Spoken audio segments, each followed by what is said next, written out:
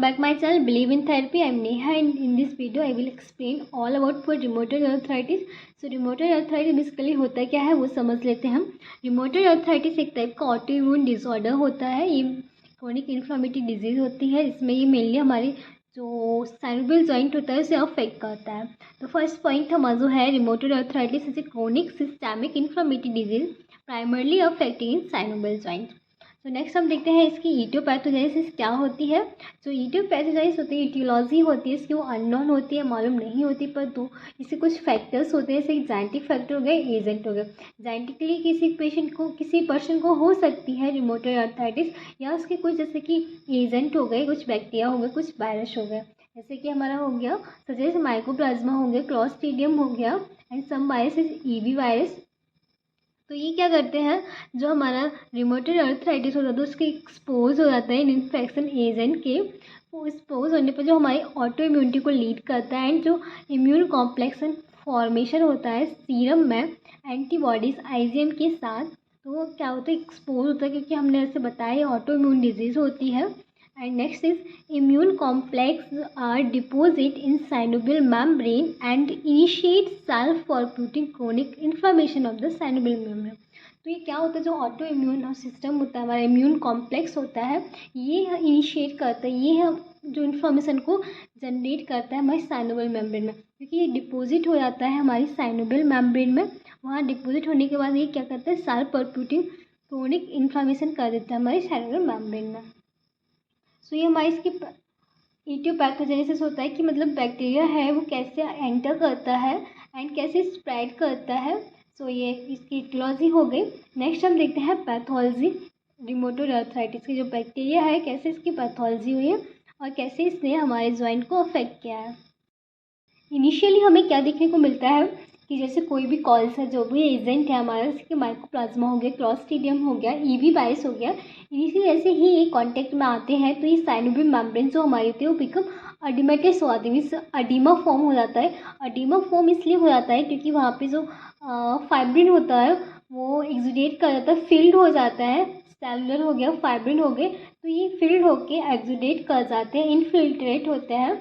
इससे क्या होता है कि साइनोवियल जो फ्लूइड होता है वो इंक्रीज हो जाता है एंड इन्फ्लामेशन इसका परसिस्ट होता है एंड हाइपरट्रॉफी हो जाती है हमारे सराउंडिंग टिश्यूज़ में. साइनोवियल मेम्ब्रेन में कार्टिलेज के आसपास सराउंडिंग टिश्यूज जो होते हैं वहाँ पे इन्फ्लामेशन देखने को मिलता है.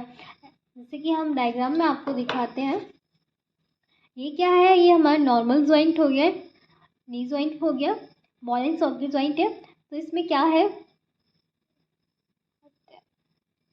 ये हमारा नी जॉइंट हो गया.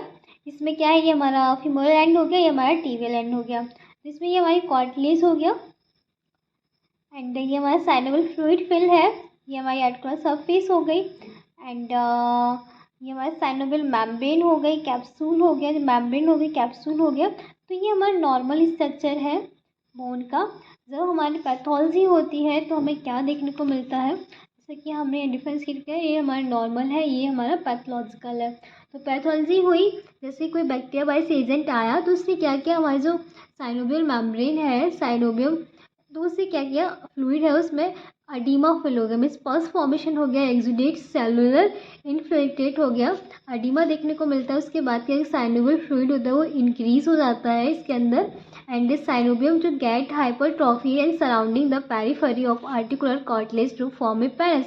तो साइनोबियम जो हमारी है, साइनोवियल मेम्ब्रेन है, उसके वहाँ पे क्या होता है, हाइपरट्रॉफी हो जाती है. हाइपरट्रॉफी मीन्स क्या होता है, हमें एक्स्ट्रा सेल ग्रोथ होने लगती है, हाइपरट्रॉफी हो जाती है. तो वहाँ पे हमारे जो सराउंडिंग टिश्यूज होते हैं, पेरिफेरी आर्टिकुलर कार्टिलेज, वहाँ पे पेनिस फॉर्मेशन होता है. जो आर्टिकुलर कार्टिलेज हो गया, ये सराउंडिंग हो गया, टिश्यूज हो गए, यहाँ पे क्या होगा, पेनिस का फॉर्मेशन हो जाता है इन्फ्लेमेशन होने की वजह से. सो पेनिस फॉर्मेशन के बाद क्या होता है कि जो पेनिस होता है वो एक्सटेंड कर जाता है हमारे कार्टिलेज में फ्रॉम पेरिफेरी एंड बरो इन द सबकॉन्डल बोन. तो ये जो पेनिस फॉर्मेशन हुआ है ये हमारे जो सबकॉन्डल बोन है उसमें पेरिफेरी स्प्रेड कर जाता है, एक्सटेंड कर जाता है and next is cartilage become worn off and surface become raw. तो कार्टिलेज क्या होता है, वॉर्न ऑफ हो जाता है एंड उसकी जो सरफेस है वो रॉ हो जाती है. क्योंकि यहाँ पे जो फ्लूइड होता है एक्स्ट्रा अडीमा हो जाता है एंड जो उसकी कार्टिलेज होता है वो डिस्ट्रक्ट हो जाता है, पेनिस का फॉर्मेशन हो जाता है। तो इसलिए जो उसकी कार्टिलेज होता है, उसकी कार्टिलेज जो सरफेस होती है वो रॉ हो जाती है। नेक्स्ट हमारा पॉइंट है adhesion develop between opposing layer of pannus. तो यहाँ पे क्या होता है, जब अपोजिंग लेयर हो गई पेनिस की, यहाँ पे अडहेशन डेवलप हो जाता है एंड उसके बाद क्या होता है कि लीडिंग फाइब्रोसिस एंक्लोसिस एंड लेटर बोनी एंक्लोसिस। तो यहाँ पे क्या होगा, फाइब्रस एंक्लोसिस और बोनी एंक्लोसिस लीड हो जाते हैं, मीन्स फॉर्म हो जाते हैं। जैसे कि जो बोनी एंक्लोसिस और फाइब्रस एंक्लोसिस होता है, इसमें क्या हो, फाइब्रस में होता है कि हमारे जॉइंट होते हैं वो लिमिटेड हो जाते हैं क्योंकि हमारी जो आर्टिकुलर सरफेस होती है वो फ्यूज़ होने लगती है। पर बोनी एंक्लोसिस में क्या होती है, आर्टिकुलर जो सरफेस है वो इतना फ्यूज हो जाती है कि वहाँ पे कोई भी स्पेस नहीं बचता है, मूवमेंट रिस्ट्रिक्ट हो जाते हैं। तो यहाँ पे हमारे क्या होगा, ये जॉइंट है, यहाँ पे पेनिस फॉर्मेशन हो जाता है, तो आर्टिकुलर जो सरफेस होगी वो रॉ हो जाती है और ये आपस में फ्यूज होने लगती हैं। एंड नेक्स्ट हमारा जो पॉइंट है hypertrophy synovium and fluid ligament stretch and subluxation joint. जो हाइपरट्रॉफी हो गई हमारे साइनोबियम में, तो ये क्या होता है, ये मतलब इतना वीक हो जाती है, इसकी स्ट्रेंथ बहुत कम हो जाती है, रॉ हो जाती है, डिस्ट्रक्ट हो जाती है। तो जैसे ही कोई हमारा लिगामेंट होता है स्ट्रेच देता है तो इससे क्या होता है, हमारा सबलक्शन देखने को मिल जाता है जॉइंट पे।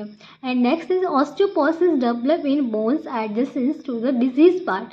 और उसके बाद जब ये वीक इतना रॉ हो जाती है, डिस्ट्रक्ट हो जाती है, तो उसके बाद जो हमारे मतलब यहाँ के टिश्यूज ब्रिटाइल हो जाते हैं। तो यहाँ पे ऑस्टियोपोरोसिस हमें देखने को मिलता है डिजीज़ में, जो भी जॉइंट्स होते हैं एडिशन जॉइंट है वहाँ पे ऑस्टियोपोरोसिस होता है वो डेवलप कर जाता है। तो ये हमारी पैथोलॉजी होती है रिमोटॉइड अर्थराइटिस की। कि रिमोटॉइड अर्थराइटिस में लास्ट एंडिंग में हमें ऑस्टियोपोरोसिस के सिम्टम्स देखने को मिलने लगते हैं। तो नेक्स्ट हम देखते हैं स्टेजेस क्या होती है रिमोटॉइड अर्थराइटिस की। 3 टाइप की स्टेज होती है, स्टेज 1, स्टेज 2, स्टेज 3। तो स्टेज 1 में क्या होता है कि पोटेंशियली रिवर्सिबल होता है, मीन्स जो भी डिजीज़ हुई है थोड़ा सा हमें साइन सिम्टम्स दिखे तो हमने उसका ट्रीटमेंट कराया तो वो रिवर्सिबल होता है, फिर से अपनी पोजीशन में जा सकता है। And next is controllable but irreversible. तो इसे हम कंट्रोल कर सकते हैं बट ये इरिवर्सिबल होता है, वापस अपने रिगेन नहीं कर सकता। ये हमारी स्टेज 2 होती है। एंड लास्ट जो होता है वो हमारा इरिवर्सिबल होता है, वो मीन्स परमानेंटली इरिवर्सिबल होता है, उसमें हमारी जो स्टेज होती है वो वापस नहीं जा सकती है। तो फर्स्ट में क्या है, पोटेंशियल रिवर्सिबल, सॉफ्ट टिश्यू होते हैं वो प्रोलिफरेट कर जाते हैं इन दिस स्टेज में। And synovial hypertrophy and effusion देखने को मिलता है। एंड एक्सरे में भी कोई भी चेंजेस नहीं समझ आते हैं, तो हम ऐसे आइडिया नहीं लगा सकते कि रिमोटॉइड अर्थराइटिस, क्योंकि हमें इजीली आराम से देखने से कोई भी ऐसा हमें कुछ डिफरेंस देखने को नहीं मिलता, चेंजेस नहीं मिलते हैं अक्सर कराते हैं। तो फर्स्ट स्टेज में सेकेंड स्टेज क्या आती है कि जैसे सेकेंड स्टेज तो इसमें कंट्रोल कर सकते हैं पर ये इरिवर्सिबल होता है, सॉफ्ट टिश्यू डिस्ट्रक्ट हो जाते हैं एंड अर्ली कार्टिलेज जो होता है वह इरोजन हो जाता है, कार्टिलेज वो डिस्ट्रक्ट स्टार्ट होने लगता है, इरोजन होने लगता है। एंड एक्सरा शो करता है कि यहाँ पे जो जॉइंट स्पेस है वो रिड्यूस होने लगा है। एंड जो हमारी मेंटेन सरफेस होती है, आउटलाइन होती है, वो मेंटेन सरफेस होती है वो मेंटेन होने लगती है, मीन्स हमें उसे मेंटेन करना होता है, पर वो वहाँ पे क्या बैलेंस उसका थोड़ा सा बिगड़ने लगता है आउटलाइन सरफेस का। नेक्स्ट हमारी थर्ड स्टेज है। थर्ड स्टेज में क्या होता है कि यहाँ पे इरिवर्सिबल सॉफ्ट टिश्यूज होते हैं और बोनी चेंजेस होने लगता है, सॉफ्ट टिश्यूज और बोन का चेंजेस होने लगता है कि इरिवर्सिबल होती है। एंड जो पेनिस होता है वो डिस्ट्रॉय कर देता है हमारे आर्टिकुलर कार्टिलेज को। एंड जॉइंट जो होते हैं बिकम एंक्लॉइज हो जाते हैं, तो फ्यूज हो जाते हैं। And next it may be sublux और डिसलोकेटेड, और सबलक्शन एंड डिसलोकेशन के चांसेस हो जाते हैं स्टेज 3 में। तो ये हमारी शीवर स्टेज होती है, यहाँ पे डिसलोकेशन सबलक्शन देखने को मिल सकता है। नेक्स्ट हम नोट्स देखते हैं। नोट्स हमारा क्या है, इंपॉर्टेंट पॉइंट है कि जो रिमोटॉइड अर्थराइटिस होता है कैन अफेक्ट कर दे quite a few important organ such as hair, kidney, lungs etc. In organs को भी ये अफेक्ट करता है, हमारे जॉइंट को तो करता ही करता है बट हमारे कुछ ऑर्गन्स को भी अफेक्ट करता है।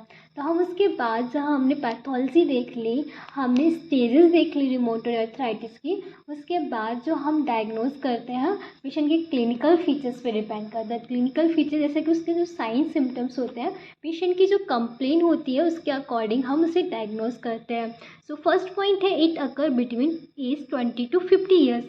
ये कब हम करते हैं 20 to 50 ईयर्स में, की एज में करते हैं। Women affected more than 3 times the men, women mainly 3 times affected होती है more than men. And pain stiffness in multiple joint particularly in morning, pain हमें देखने को मिलता है, स्टिफनेस हो जाती है मॉर्निंग में, जैसे कि रिस्ट हो गया, नी हो गया, एल्बो हो गया, एंकल हो गया। And next point is joint affected most commonly are the metacarpophalangeal joint in index finger. जो इसमें जो जॉइंट जो कॉमनली अफेक्टेड होता है वो हमारा होता है metacarpophalangeal joint in index finger in upper extremities. तो डायग्नोसिस में हमें क्या क्या देखने को मिलता है कि जो मॉर्निंग में पेन होता है, जब डिजीज स्टार्ट होती है, स्टिफनेस हमारे जॉइंट से दिखती है मल्टीपल जॉइंट में। And joint affect most commonly हमारे मेटाकार्पोफैलेंजियल जॉइंट को अफेक्ट करता है, इंडेक्स फिंगर को अफेक्ट करता है। अदर हमें कुछ फीवर देखने को मिलता है, पेशेंट के अंदर टेम्परेचर बहुत ज़्यादा होता है, निमोनाइटिस देखने को मिल जाता है, रिमोटाइड नोड्यूल्स देखने को मिलता है, जॉइंट में कंप्लेन होती है पेशेंट की, ये सारी पेशेंट की कंप्लेन होती है।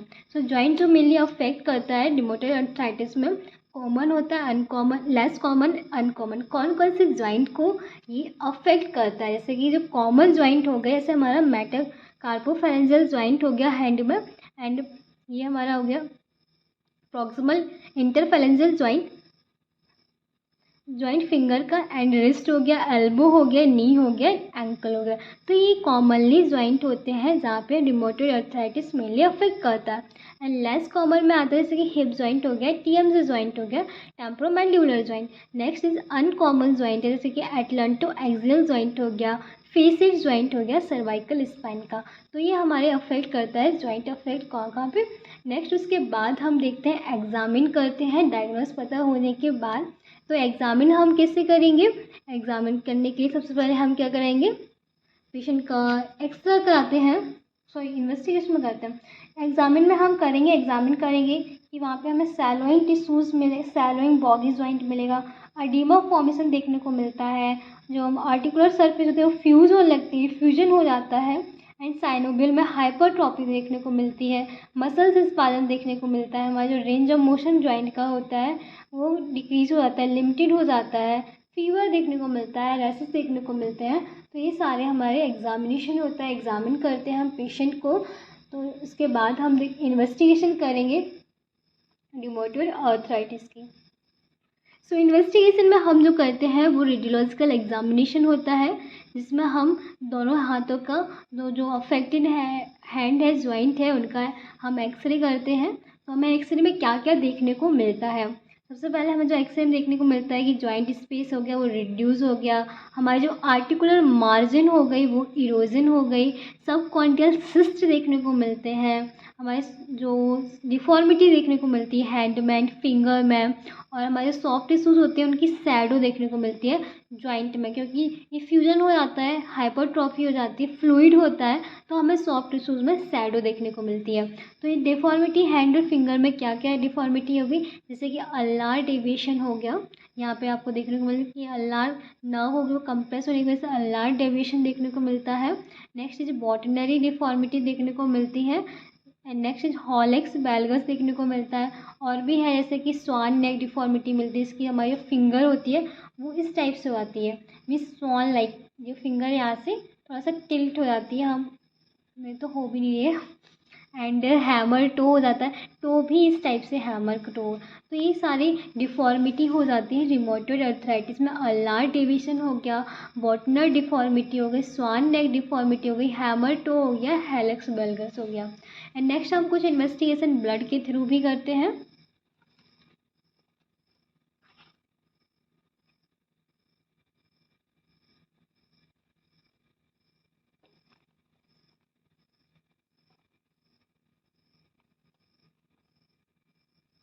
ब्लड के थ्रू हम जो इन्वेस्टिगेशन करते हैं, जैसे कि हमारा हो गया ESR test, CRP, total leucocyte का हम करते हैं, काउंट करते हैं हम, जो ESR रेट होती है, प्लेटलेट्स काउंट करते हैं, हीमोग्लोबिन होता है वो लो हो जाता है।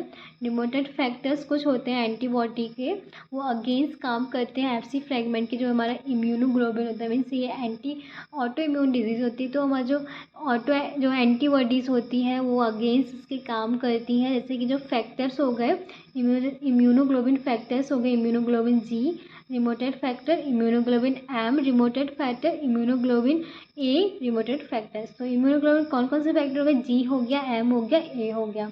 एंड नेक्स्ट हम करते हैं latex fixation test. Latex fixation test में क्या होता है, जो एंटीबॉडीज़ को, जो हमारे लैटेक्स पार्टिकल्स होते हैं बोन के, उस पर एंटीबॉडीज़ की कोटिंग हो जाती है, तो ये हमारा लैटेक्स फिक्सेशन टेस्ट होता है।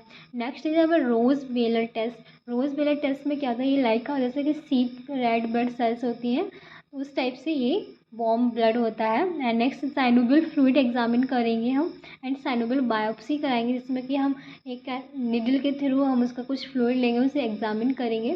तो ये हमारा क्या था, रेडियोलॉजिकल एंड ब्लड एग्जामिनेशन था। हम एक्सरे के थ्रू हमने देखा, एंड उसके बाद हमने ब्लड कल्चर कराया, ब्लड में टेस्ट कराए, जिससे हमें पता चलता है कौन कौन से क्या क्या, मतलब कौन सा इन्फेक्शन है, कल्चर क्या है, क्या हमें ड्रग्स देने हैं, तो इससे हमारा क्लियर हो जाता है। नेक्स्ट हम कुछ देखते हैं डिफरेंशियल डायग्नोसिस। सो डिफरेंशियल डायग्नोसिस यहाँ पे हमने लिखा नहीं है। डिफरेंशियल डायग्नोसिस में जैसे कि होता है हमारा ऑस्टियोआर्थराइटिस हो गया, सोरियाटिक ऑर्थोप्लाटी हो गया, सिस्टेमिक ल्यूपस इरिथेमेटोसस हो गया। तो ये डिफरेंशियल डायग्नोसिस हमें डिफ्रेंशिएट करना पड़ता है इन अदर डिजीज से। जैसे कि हमें ऑस्टियोआर्थराइटिस से कैसे अलग करना है, डिफ्रेंशिएट करना है, एंड जैसे सोरियाटिक आर्थरोपैथी से कैसे डिफ्रेंशिएट करना है। उसके बाद हम देखते हैं हमारा last and final treatment.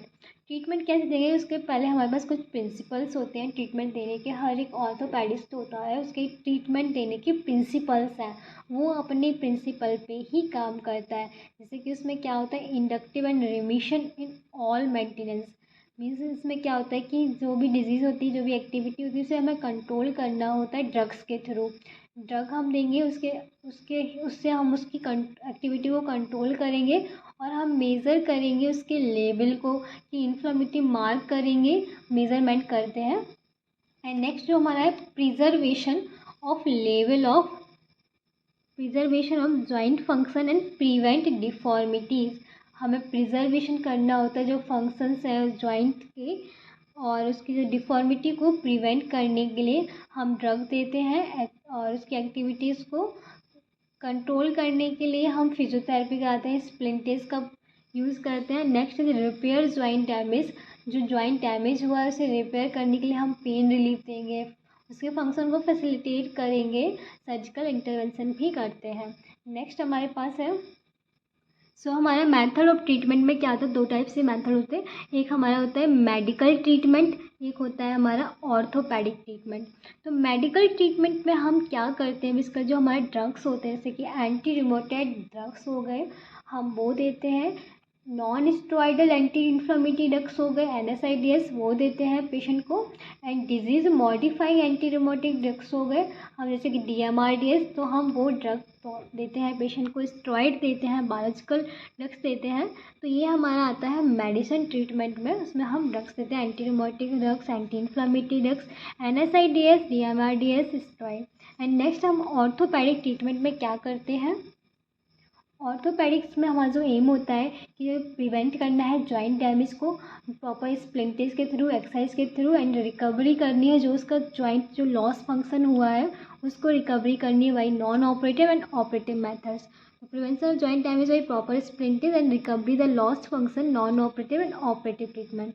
Next is हमारा नॉन ऑपरेटिव ट्रीटमेंट में क्या होता है, हम नॉन ऑपरेटिव ट्रीटमेंट कराएंगे, जैसे कि हमारा फिजियोथेरेपी हो गया, ऑक्यूपेशन थेरेपी हो गया, रिहेबिलिटेशन हो गया।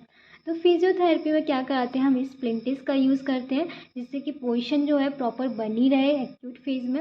एंड हीट थेरेपी का यूज़ करते हैं, जिससे कि हीट थेरेपी में आते हैं वैक्स बहुत आ गया, हॉट वाटर फॉर्मेंटेशन आ गया, तो ये क्या करता है, रिलीफ करता है, पेन रिलीफ करने में हेल्प करता है। नेक्स्ट है हमारा जॉइंट मोबिलाइजेशन। जॉइंट मोबिलाइजेशन क्या करता है, जो एक्सरसाइज है जॉइंट के फंक्शंस हैं उन्हें मेंटेन करके रखता है। एंड नेक्स्ट हमारा है मसल्स बिल्डिंग। हमारी मसल्स जो स्ट्रेंथ एक्सरसाइज करा के हम स्ट्रेंथ को बिल्डअप कर सकते हैं, गेन कर सकते हैं। उसके बाद हमारी जो ऑक्यूपेशनल थेरेपी आती है, ऑक्यूपेशनल थेरेपी में क्या होता है कि जो पेशेंट होता है उसके पर डे की जो रूटीन होता है उसके अकॉर्डिंग हम थेरेपी देते हैं डिसेबिलिटी को कम दूर कर। एंड नेक्स्ट इज हमारा रिहैबिलिटेशन। रिहैबिलिटेशन में क्या होता है कि रिहैबिलिटेशन का मेन रोल होता है कि जो फंक्शंस हैं उन्हें इम्प्रूव करना है पेशेंट के, कोई भी हेल्प करके, डिवाइस की हेल्प से, मैकेनिकल डिवाइस की, कोई भी अटेंडर की हेल्प से, कोई भी फिजियोथेरेपिस्ट की हेल्प से, ब्रेस्ट का हेल्प से, वॉकिंग एड का हेल्प से, तो हमें उसकी रिहैबिलिटेशन करना है, रिकवरी करनी है उसके पेशेंट की जो पास्ट एक्टिविटीज़ थी उनका। अब उसके बाद हम देखते हैं नॉन ऑपरेटिव का ऑपरेटिव ट्रीटमेंट क्या होता है। सो ऑपरेटिव ट्रीटमेंट में 3 मेथड्स होते हैं हमारा, preventive surgery, palliative surgery and reconstructive surgery. तो प्रिवेंटिव सर्जरी जैसे कि नाम से ही मालूम पड़ रहा है कि ऐसी सर्जरी हमें पहले उसे प्रिवेंट करना है, प्रिवेंट हो जाए तो हमें ऑपरेशन नहीं करना है, इसके बाद हम ऑपरेशन करते हैं। So preventive surgery damage to the joint near by tendon. तो उसमें कोई भी हमारा जॉइंट है उसके पास के जो टेंडन होते हैं वो जब उन्हें डैमेज होने से रोकने के लिए हम इस सर्जरी को करते हैं। तो हम साइनोबैक्टोमी करते हैं रिस्ट की, नी की या मेटाकार्पल फेरेंजियल जॉइंट की। तो इसमें क्या होता है कि प्रिवेंट डैमेज करना है जॉइंट के पास के जो आसपास के टिश्यूज़ हैं, टेंडन्स हैं उनको, और जो कॉज कर रहे हैं इन्फ्लामेशंस को उन्हें हमें रिमूव करना है, और जो साइनोवियम मेम्ब्रेन को हाइपरट्रॉफी कर रहे हैं एक्स्ट्रा सेल्स उन्हें रिमूव करना है। तो ये हम रिमूव किससे करते हैं? साइनोबैक्टोमी से। साइनोबैक्टोमी हम रिस्ट में कर सकते हैं, नी में भी कर सकते हैं, मेटाकार्पल फेरेंजियल जॉइंट में कर सकते हैं, तो इसे हम टीनो साइनोबैक्टोमी भी बोलते हैं। नेक्स्ट जो हमारा है पैलिएटिव सर्जरी। पैलिएटिव सर्जरी में क्या होता है, ये उस कंडीशन पे हम उस सिचुएशन में कराते हैं जब पेशेंट जो होता है वो करेक्टिव सर्जरी नहीं कर पाए, उसको रिलीफ नहीं मिलता है, उसका सर्जिकल प्रोसीजर जो होते हैं वो लिमिटेड हो जाते हैं। वो लिमिटेड कब होते हैं? जब उसकी जो नर्व होती है वो ब्लॉक हो जाती है ऑपरेशन के टाइम, तो उसकी डिफॉर्मिटी को करेक्ट करने के लिए हम इस पैलिएटिव सर्जरी करते हैं। So point is surgical procedure such as bone block operation to correct deformity and tendon lengthening to correct contracture।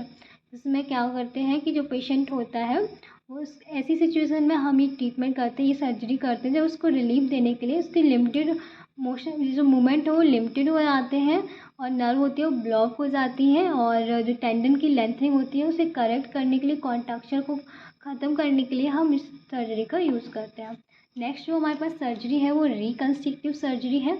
Reconstructive surgery में क्या होता है, ये रीवॉल्यूनाइज्ड होती है, मीन्स ये फंक्शन इसमें होता है जो बैक में फंक्शन आ सकते हैं। ये डिफॉर्मिटी जो पेनफुल जॉइंट होता है, टेंडन होता है, मीन्स पेन होता है वो ट्रांसफ़र हो जाता है एंड रिप्लेस कर जाता है। इसमें हम सर्जिकल टेक्निक में क्या करते हैं, जो आर्टिफिशियल जॉइंट का यूज़ कर सकते हैं, आर्टिफिशियल, या हम टेंडन ट्रांसफ़र भी करते हैं इसमें। It include tendon transfer, interposition, arthroprosthesis and joint replacement and tendon transfer इस प्रोसीजर में करते हैं। And joint where total replacement is most popular hip, knee and shoulder, elbow and MCP joint. जो replacement होता है कॉमनली कहाँ का, hip का, नी का एंड शोल्डर का, एल्बो एंड एमसीपी जॉइंट। तो ये हमारे क्या थे, सर्जिकल प्रोसीजर थे। प्रिवेंटिव सर्जरी हो गया, पैलिएटिव सर्जरी हो गया एंड प्लान ऑफ ट्रीटमेंट। सो उसके बाद हम रिकंस्ट्रक्टिव सर्जरी। उसके बाद कुछ हमारे पास स्टेज है थेरेपी, जो रिमोटेड थेरेपी आर्थराइटिस है उसको स्टेज में डिवाइड किया, कैसे हम सर्जिकल और फिजियोथेरेपी और मेडिकल मैनेजमेंट करते हैं। तो स्टेज फर्स्ट होगी, stage 2 and stage 3। Stage first में क्या होता है कि ये हमारी रिवर्सिबल होता है, स्टेज 2 होता है कंट्रोल एंड इरिवर्सिबल होता है, थर्ड में क्या होता है, ये इरिवर्सिबल होता है। तो इसमें हम कुछ ड्रग्स देते हैं, जैसे कि हमारा हो गया DMRDS, मीन्स होता है हमारा disease modify anti rheumatic drugs, and SIDS means non steroidal anti inflammatory drugs. ये हम मेडिकल ट्रीटमेंट में देते हैं जब स्टेज फर्स्ट होती है। और सर्जिकल में हम साइनोबैक्टोमी करा सकते हैं, मीन्स रिमूव कर सकते हैं हम जॉइंट की जो साइनोवियम हाइपरट्रॉफी हुई है, इन्फ्लेमेशन हुआ है, टेंडन है आसपास के, तो उनको रिमूव कर सकते हैं। एंड फिजियोथेरेपी में हम जॉइंट मोबिलाइजेशन दे सकते हैं। एंड नेक्स्ट ये स्टेज 2। स्टेज 2 में क्या होता है, ये इसमें हम पेशेंट जो स्टेज 2 में हम इसे कंट्रोल करते हैं, और ये इरिवर्सिबल स्टेज होती है। इसमें भी हम NSAIDs देंगे, DMRDs देंगे। इसमें क्या होता है, सॉफ्ट टिश्यूज को रिपेयर करेंगे, आर्थ्रोप्लास्टी सर्जरी कराएंगे एंड फिजियोथेरेपी में हम स्प्लिंट का यूज़ कर सकते हैं। नेक्स्ट हमारी स्टेज 3 सीवियर स्टेज होती है। इसमें क्या होता है, NSAIDs ही देते हैं।